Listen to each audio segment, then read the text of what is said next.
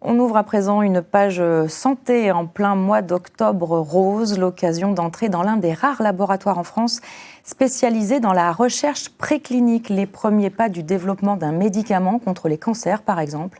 Installée à Archamps, en Haute-Savoie, une société suisse effectue des essais sur des souris humanisées. Les explications dans ce reportage d'Ingrid Pernet-Duparc et Serge Vorette. On isole des cellules souches à partir de sang ombilical qui sont ensuite injectées dans des souris qui vont développer un système immunitaire humain. C'est ce que l'on appelle des souris humanisées, utilisées pour évaluer des candidats médicaments, c'est-à-dire des molécules qui pourraient à terme être mises sur le marché. 4000 rongeurs sont hébergés dans cette animalerie. Silence, on respecte le cycle de sommeil de l'animal.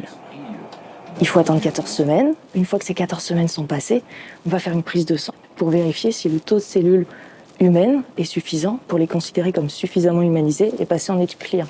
Dans ces laboratoires sous haute sécurité et hygiène, les scientifiques testent des maladies infectieuses ou inflammatoires. Donc ici, on ne va pas rentrer. C'est notre laboratoire de niveau sanitaire P3. Donc c'est là qu'on va manipuler des souris qui sont positifs au VIH ou à l'hépatite B. Ces souris que Solène manipule présentent des tumeurs de différents cancers humains. 3 fois par semaine, les scientifiques mesurent l'évolution de la tumeur et l'état de santé des animaux. On travaille bien avec du tissu humain, des tumeurs humaines, mais ça va pouvoir aller du mélanome au cancer du sein, en passant par des glioblastomes, au cancer du cerveau. Donc on va pouvoir greffer toute une série de tumeurs, ce qu'on appelle solides, puisqu'on voit cette petite masse sur la peau de la souris, dans nos souris humanisées. Dans ces tubes, le sang des souris humanisées est ensuite analysé. On va investiguer si justement le système immunitaire est en état de combattre le cancer et si le candidat médicament a bien fait ce qu'il était censé faire, c'est-à-dire stimuler le système immunitaire à lutter contre la croissance tumorale. Tout le monde connaît les chimiothérapies, les radiothérapies qui sont très difficiles pour les patients.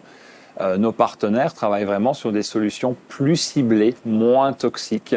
Le cancer du sein est un enjeu de recherche majeur. C'est le cancer le plus fréquent chez les femmes.